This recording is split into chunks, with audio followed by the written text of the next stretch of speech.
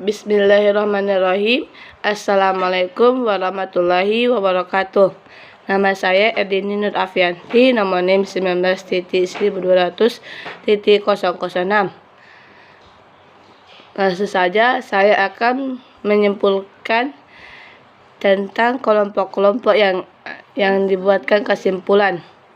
Yang pertama itu kesimpulan kelompok 1 dari judul bahasa, pengertian dan spesifikasinya. Saya menyimpulkan bahasa Arab diturunkan lebih dari 280 juta orang sebagai bahasa pertama yang sebagian besar tinggal di Timur Tengah dan Afrika Utara. Bahasa Arab ini resmi di 25 negara dan merupakan bahasa peribadatan dalam agama Islam, merupakan bahasa yang dipakai di dalam Al-Quran. Menurut seorang tua ilmiah, secara horizontal bahasa Arab menjadi 3, yaitu yang pertama bahasa Arab klasik, yang kedua bahasa Arab modern MSA, yang ketiga bahasa Arab dialek Ammiyah. Kesimpulan kelompok 3 dari judul eksistensi bahasa lajah dan lan. Menurut para ahli bahasa Arab adalah bahasa dan huruf yang digunakan oleh sekelompok orang dalam rumpun tertentu, menyebabkan adanya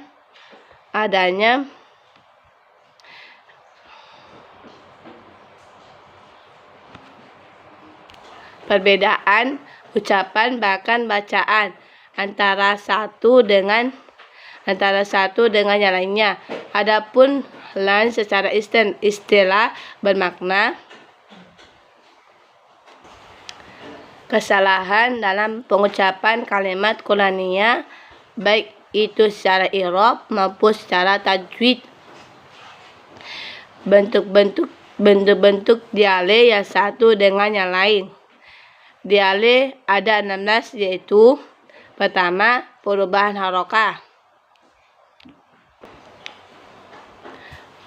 kedua, perbedaan haroh dan sukun, ketiga, perbedaan dalam hal pergantian huruf, keempat, perbedaan takdim dan takhir huruf, kelima, perbedaan dalam hal tashdif dan isbat, karena perbedaan pergantian huruf sahih dengan huruf muqtah, perbedaan dalam al-qiraat, imalah dan tafhim, perbedaan huruf sukun di depan, 9, perbedaan muzakkar dan muannas, 10, perbedaan idgham, ke-11, perbedaan i'rab, ke-12, perbedaan dalam bentuk jamak, perbedaan dalam hal tahqiq, perbedaan dalam hal penyebutan malbuta menjadi tatanis, perbedaan dalam hal ziyadah, perbedaan dalam hal tahat antum kata.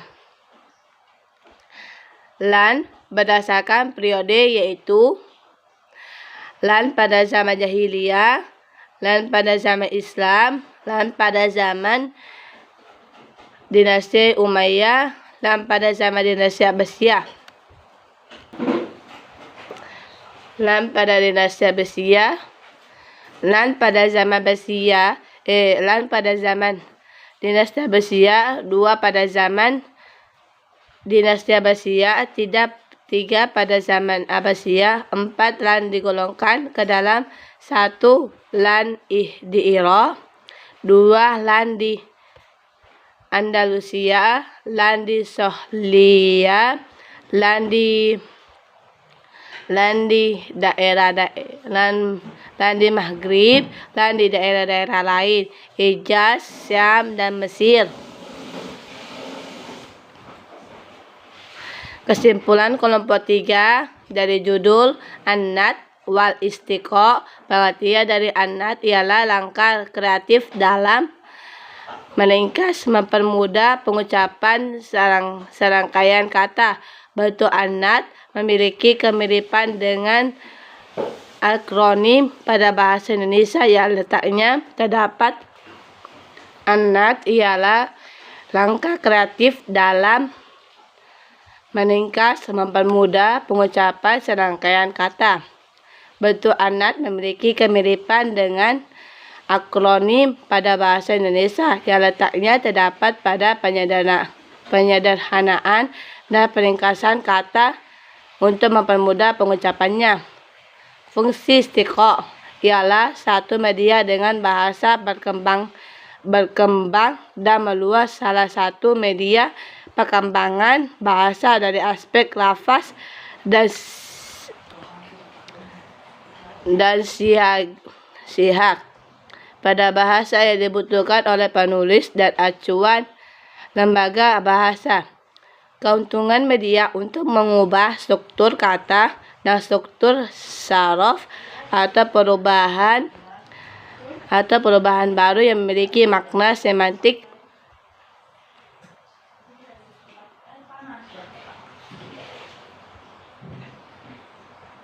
atau petunjuk. Media berfungsi mengungkapkan sebagian nahwu gramatika seperti struktur maf'ul, pasif dan muta'addi, transitif. Media untuk melahirkan mufradat baru pada bahasa Arab, dan media berfungsi untuk mengetahui yang asli dan dahil atau masuk pada bahasa Arab. Kesimpulan kelompok 4 dari judul bahasa lugawi.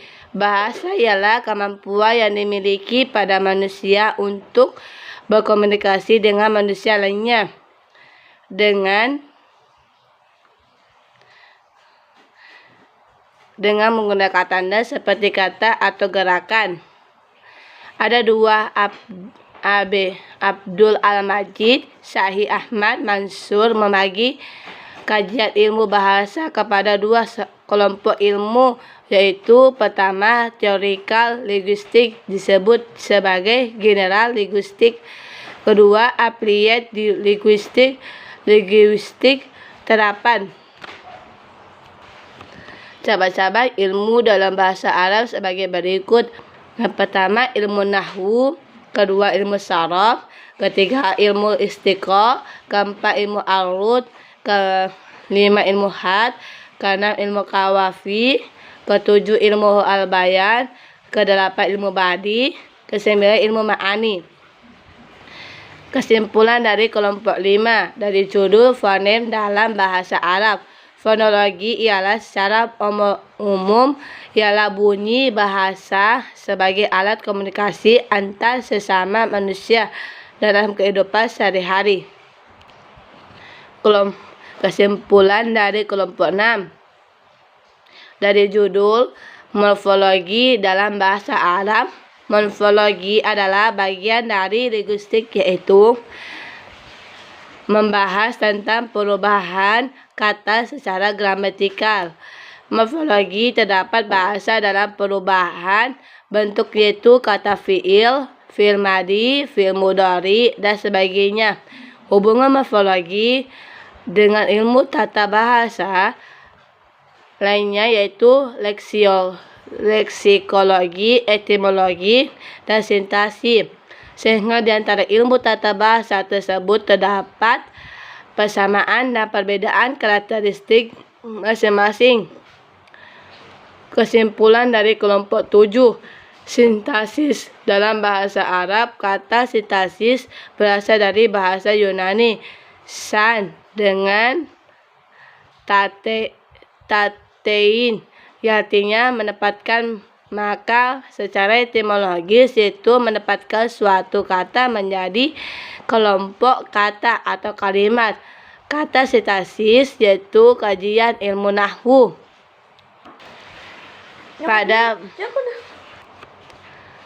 Pada bahasa Arab, pengaturan antar kata pada kalimat atau antar kalimat. Dalam klausa kata wacana yaitu kajian ilmu nahwu, hubungannya tidak menimbulkan makna gramatikal tetapi mempengaruhi baris akhir kata yang disebut i'rab. Kesimpulan dari kelompok 8, semantik dalam bahasa Arab. Kata semantik berasal dari bahasa Yunani sema, nominah yang berarti tanda atau lambang, atau semaino, verb yang berarti menandai, berarti melambangkan. Secara historis, kajian makna sejak zaman Yunani kuno. Aristoteles 3384 sampai 322 SM. Orang pertama menggunakan istilah makna. Definisinya, kata ialah satuan kata kecil yang mengandung makna. Aristoteles membedakan antara makna ADL dan kata sendiri secara antonom, makna kata yang hadir akibat hubungan gramatikal.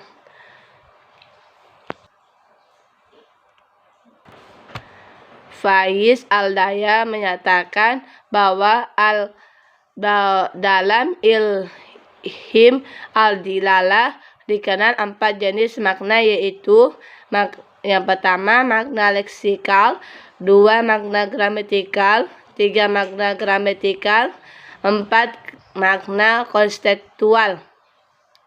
Kesimpulan kelompok 9 yaitu sinonim dalam bahasa Arab. Sinonim dalam bahasa Arab merupakan bahasa yang memiliki kekayaan akan kosakata, penyambutan, nama mufrodah, mutaradif. Bahasa Arab nama yang sangat banyak. Hal itu tidak lepas karena adanya faktor-faktor yang mempengaruhi, terutama dengan sangat terbukanya bahasa Arab. Quraisy masuknya pada bahasa dari dialek-dialek yang lain. Mutaradif, ini tidak setiap kata-kata itu memiliki makna yang benar-benar sama. Terkadang memiliki perbedaan dari segi penggunaan atau segi lain. Misalnya qoada dan jalasa.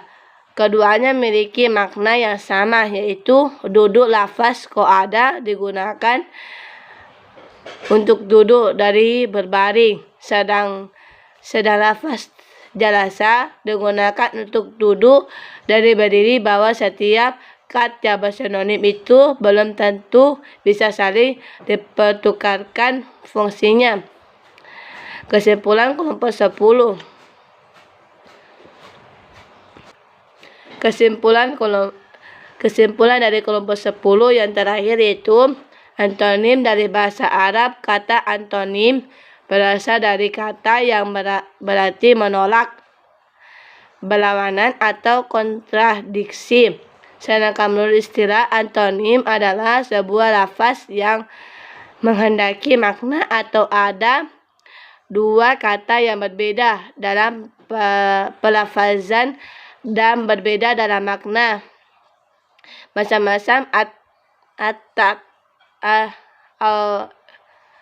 tathat, yaitu pertama seakan-akan dunia terbelah menjadi 2, kedua perlawanan makna bertingkat, ketiga perlawanan makna timbal balik, keempat perlawanan makna hubungan gerak dan arah. Ulama berpendapat al-tathat ada sebagai contoh yang berpendapat seperti Al-Hail, Sibawai, Abu Ubaidah, Abu Zad, Al-Anshari, Ibnu Faris, Ibnu Sida, Ibnu Juragi, Salabi, Mubarak, dan Suyuti.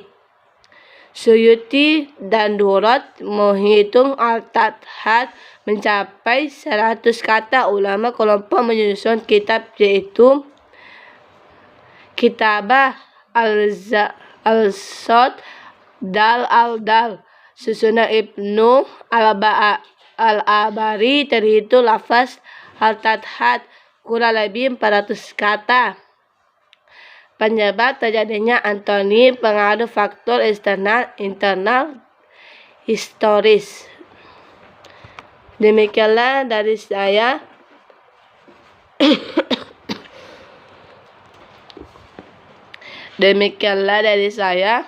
Mohon dimaafkan. Wabillahi taufiq wal hidayah. Wassalamualaikum warahmatullahi wabarakatuh.